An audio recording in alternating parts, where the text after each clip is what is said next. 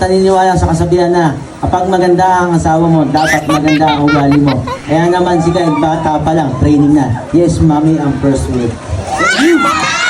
Ang tunay na misis ay may mabait at gwapong asawa. Katulad ng daddy ni Kyle, kaya automatic MVP siya sa puso namin ni Kyle. Hey, let's go, 95! Na may plate number N.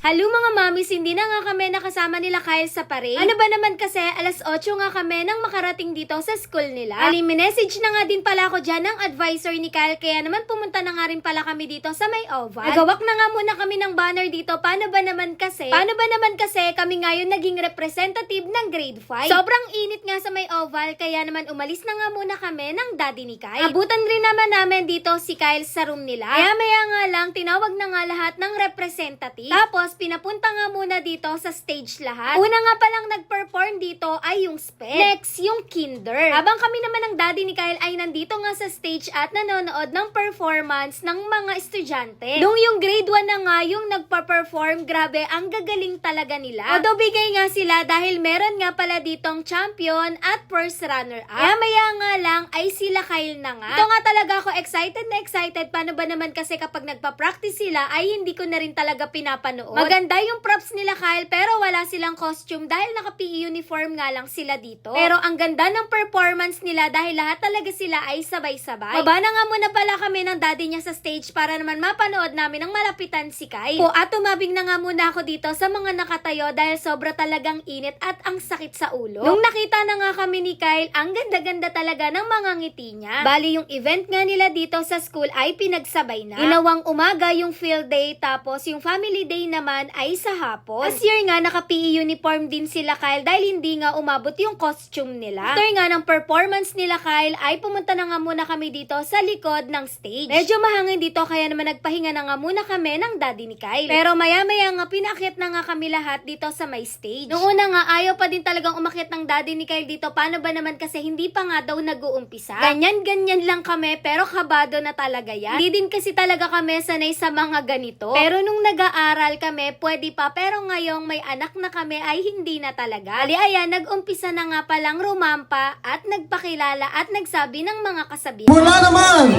sa grade 5!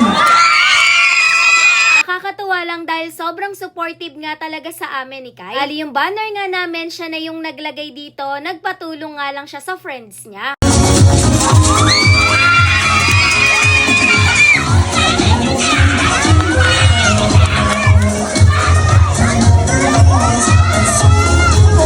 Lang din to, walang practice, walang kahit ano. Kung ano lang yung papasok sa isip namin, yun lang yung sasabihin namin. Tapos itong rampa, kung ano-ano lang din yung ginawa namin ng daddy ni Kyle. Mabilis lang din pala talaga kami dito dahil nahihiya nga lalo na ako. Nagpakilala lang kami dito at nagsabi ng mga kasabihan. Dire-diretso nga talaga yung daddy ni Kyle dyan at walang hinto. Para daw matapos na din talaga siya kaagad. Nako, hindi lang talaga namin na videohan yung reaksyon ni Kyle dito. Grabe ang tuwa niya at nagsisisigaw pa din talaga siya dito. Maakyat pa nga yan sa stage at bigla na lang talagang bumaba. Ayoko rin kasi talaga sa mga ganito dahil nahihiya nga ako, ilang beses ko na nga talagang nasabi yan. Pero wala naman tayong choice kaya naman ginawa na lang namin ang daddy ni Kyle. Sobrang simple nga lang din talaga ng suot namin dito. Yung halatang hindi pinaghandaan. Pero medyo nablangko talaga ako dyan nung sasabihin ko na nga yung kasabihan ko. Ewan ko ba pero nung nakita ko si Kyle, ayan, tuloy-tuloy naman na. Ang ganda ng mga ngiti kasi talaga ni Kyle dito at nakaka-inspire. Naasar pa nga ako dito ng daddy ni Kyle pero itong si Kyle talaga namang nagsisisigaw at chinicheer niya kami ng daddy niya. After naman namin, grade 6 at yung SPED naman yung sumunod. Sabi pa nga sa amin ni Kyle, galingan daw namin pero manalo daw matalo. Sobrang proud daw siya sa amin ng daddy niya. Diyos ko po. Di na nga rin pala kami umupo ng daddy ni Kyle dito at nilapitan nga kami dito ni Kyle. Kanina nga, isa lang talaga yung nakalagay na Kismart dyan kay Kyle pero ngayon ay madami na. Bali 5 piso daw kasi, 2 tatak. Pero hindi naman daw siya gumastos. Free nga lang daw sa kanya yan ng mga ibang section. Bali, ito pala yung lahat ng representative, SPED hanggang grade 6. O diba, ang gaganda't gwapo, hindi mo aakalaing mga magulang na yan, char. Pagkatapos noon, wala pa ding in-announce, kaya naman pinuntahan na nga muna namin si Kyle dito sa room nila. Order nga namin siya ng Jollibee, pero nakita namin kumakain na dito at nasarapan nga daw siya sa ulam. Kaldereta nga yung kinain niya, pero pag sa amin naman ayaw niyang kumakain ng kaldereta, juice ko. Tapos, eto, at nagutom ulit siya, kaya naman kumain nga ulit siya dito ng siomai. Uwi na nga muna din pala kami saglit ng daddy ni Kyle. Paano ba naman kasi init na din ako sa suot ko at pawis na pawis ako. Kaya naman, nag-halfbath na nga muna ako at nagpa-braid nga ako kay mama. Katapos din palang kumain ng daddy ni Kyle, pumunta na nga kami kaagad dito sa may oval. Kita nga namin kaagad si Kyle dito, kakanta nga daw siya pero hindi pa nga ina-announce. May mga pa-games nga dito, kaya naman nakapila nga dyan sila Kyle at sila Ella at nag-iintay. Salihan daw kasi talaga nila lahat ng pa-games dito. Noong unang games nga, hindi nga sumali sila Kyle. Sa pangalawa, sumali na sila at nagpaiwan na nga sila sa amin. Mambay na nga muna din pala kami dito kila Ate Noemi at nakikain. King second runner-up pala sila Kyle dito sa performance nila kanina. Kala nga daw nila first sila, pero okay lang dahil ang gagaling talaga nila lahat. Pinuntahan na nga muna namin si Kyle dito sa room nila dahil nag-message nga sa akin yung advisor niya at nagpapasundo na daw si Kyle. Napakasakit nga daw ng ulo niya at gustong-gusto na nga daw niya umuwi. Inuha na nga ni Kyle yung mga gamit namin dito at umalis na rin pala kami. Madami din pala si Kyle nakuhang pa-price dito. Kaya naman, tinabi niya na nga muna dito sa bag namin. Yun lang,